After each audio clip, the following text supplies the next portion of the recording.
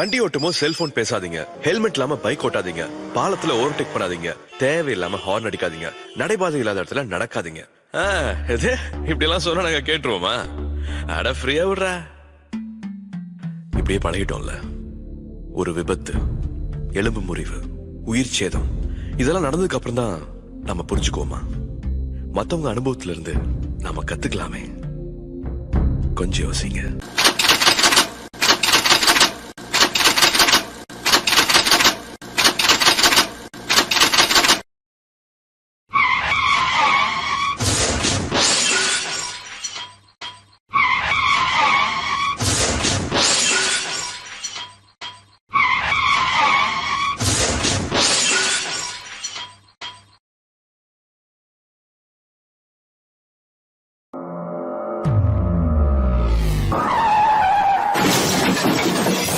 இந்த 4 வழி தேசிய நெடுஞ்சாலையை எப்படி பயன்படுத்த வேண்டும் என்பதற்கான ஒரு விளக்கம்.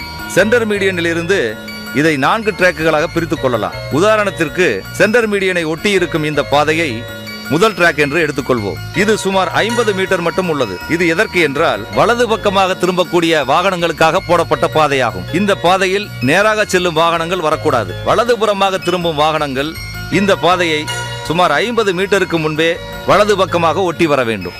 அடுத்ததாக 2வது டிராக்கை பற்றி தெரிந்து கொள்வோம்.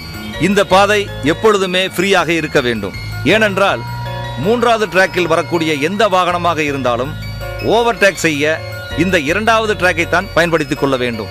இப்படியல்லாமல் 3வது டிராக்கில் செல்லக்கூடிய ஸ்லோ மூவிங் வெஹிக்கிள் என்று சொல்லக்கூடிய கண்டெய்னர் லாரிகள் மற்றும் சரக்கு லாரிகள் இந்த 2வது டிராக்கில் வருவதால் தான் ஓட்டுநர்களுக்குள் குழப்பம் ஏற்பட்டு ஓவர்டேக் செய்யும் போது அதிகமான விபத்துகள் ஏற்பட அதிக வாய்ப்புகள் உள்ளது.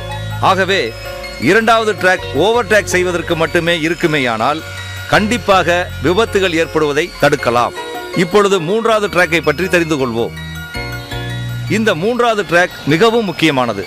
ஏனென்றால் 2 சக்கர வாகனங்களை தவிர மற்ற அனைத்து வாகனங்களும் இந்த டிராக்கில் தான் செல்ல வேண்டும். ஓவர்டேக் செய்ய மட்டுமே 2வது டிராக்கை பயன்படுத்திக் கொள்ள வேண்டும். அவ்வாறு ஓவர்டேக் செய்த பிறகு மீண்டும் இந்த 3வது டிராக்குக்கு வந்துவிட வேண்டும். அடுத்தது 4வது டிராக்கை பற்றி தெரிந்து கொள்வோம். இது சுமார் 5 அடி மட்டுமே அகலம் கொண்ட பாதையாகும்.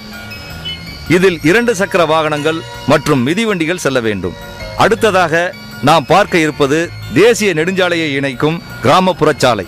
இங்கு இருக்கும் வி பெண்டுக்கு முன்னால் ஒரு வேகத்தடை ஒன்று இருக்கும். இங்கு வரும் அனைத்து வாகனங்களும் நின்று தேசிய நெடுஞ்சாலையின் போக்குவரத்தை கவனித்து எந்த வாகனங்களும் வராத போது தேசிய நெடுஞ்சாலைக்குள் நுழைய வேண்டும். அவ்வாறு கவனத்துடன் நுழைந்தால் விபத்து ஏற்படாமல் தடுக்கலாம்.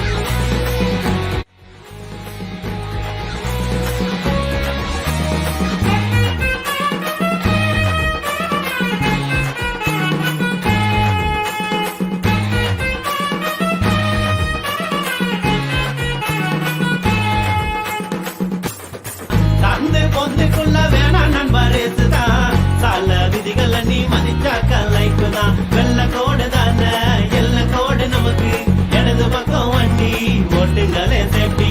அவசரம் தான் எதுக்கு அலட்சியமா உனக்கு, கை கால இழந்தா கவலை இங்க யாருக்கு?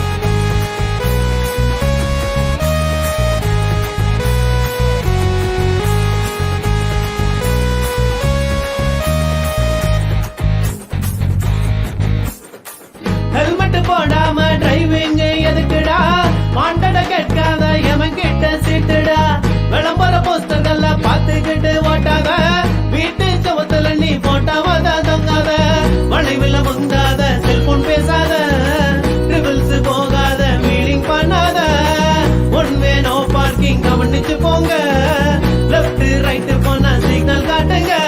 வண்டியாள வாழ்க்கை போன கதை வேணாம், வாரத்துக்கு 100 சாமு இனி வேணாம், பாதுகாப்பு பயணம் தேவைன்னு எண்ணு, விதிய வெல்ல முடியும், கால விதிய ஃபாலோ பண்ணு.